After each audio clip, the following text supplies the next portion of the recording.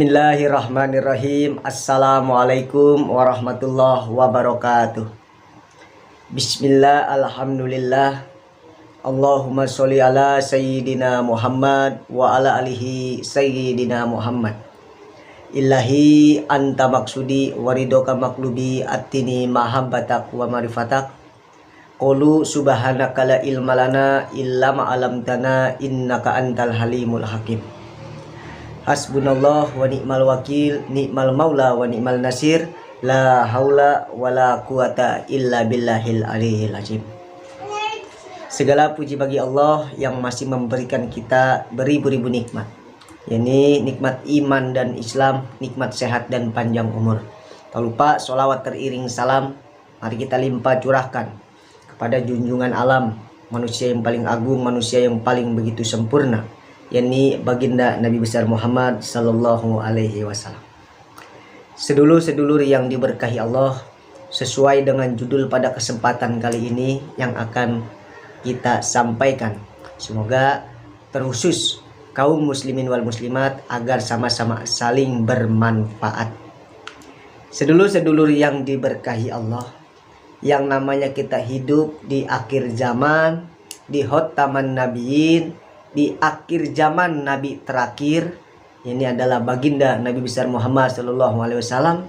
Bagaimana caranya kita agar menyikapi ketika di kehidupan di akhir zaman seperti ini? Karena banyak bermunculan orang-orang yang so'iyeh, bermunculan orang-orang yang mengaku-ngaku ahli ilmu, banyak orang yang bermunculan bahkan yang lebih parah mengaku-ngaku ahli makrifat, saudara.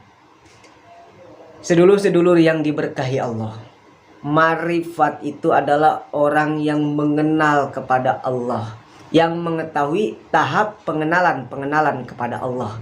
Ini adalah makrifatullah.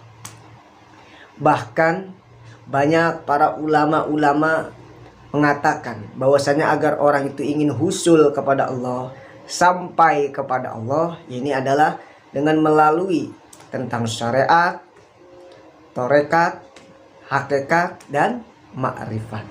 Inna syariatun wa torikotun wa hakikotun pasmalaha ma musliha.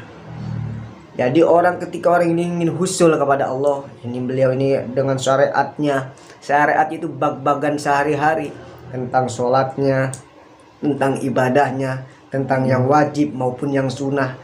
Lalu beliau merasuk ke dalam bag-bagan syariat tersebut.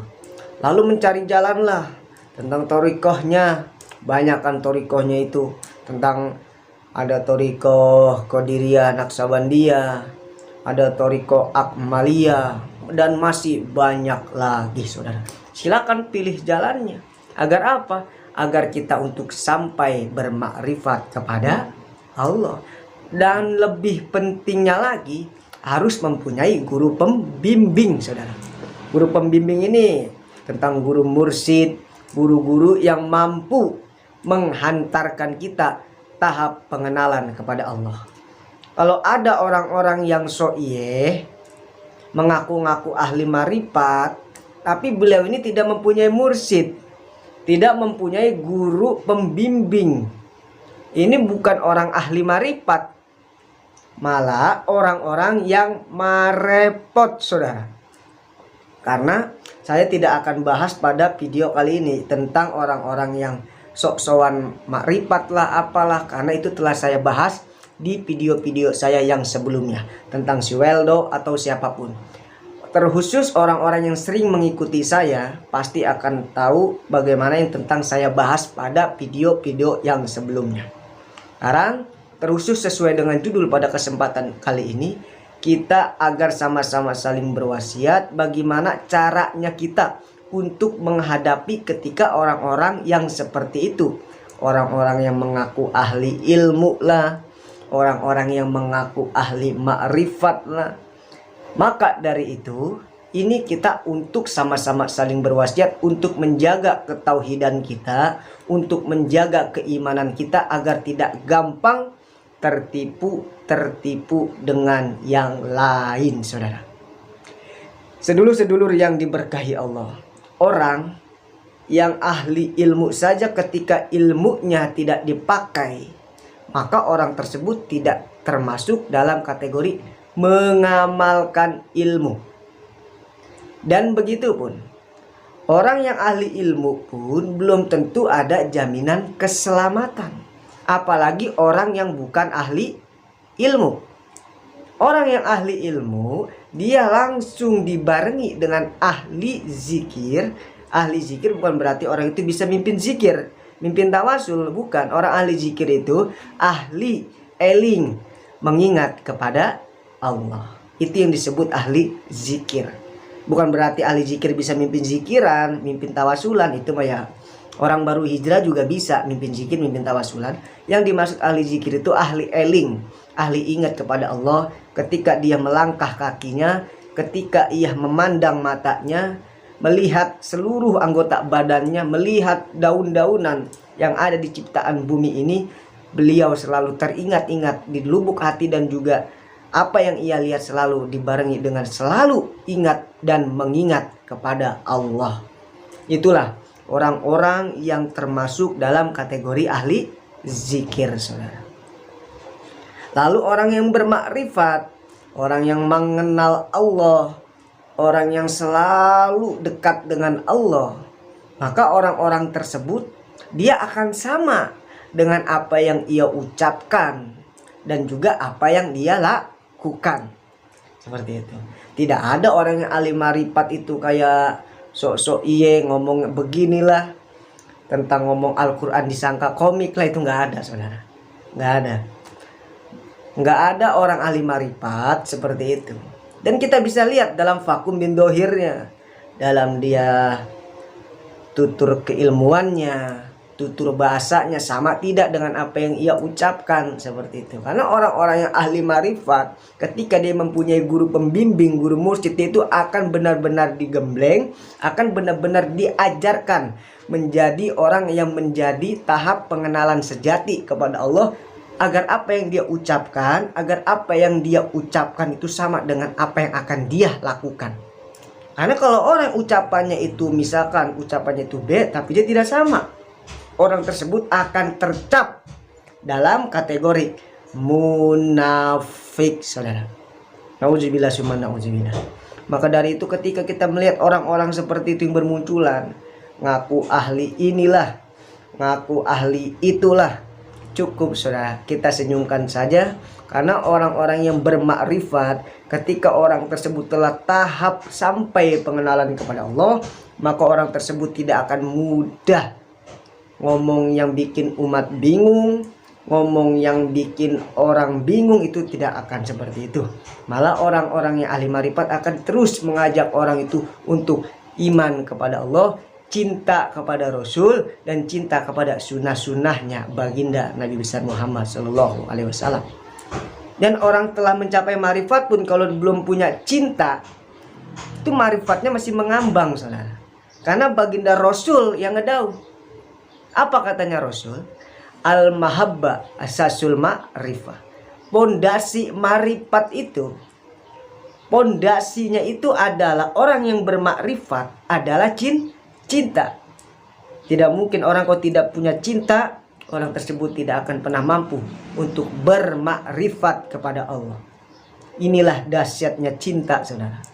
Karena cinta itu tidak bisa direkayasa, itu benar-benar mutlak, pemberian dari Yang Maha Kuasa.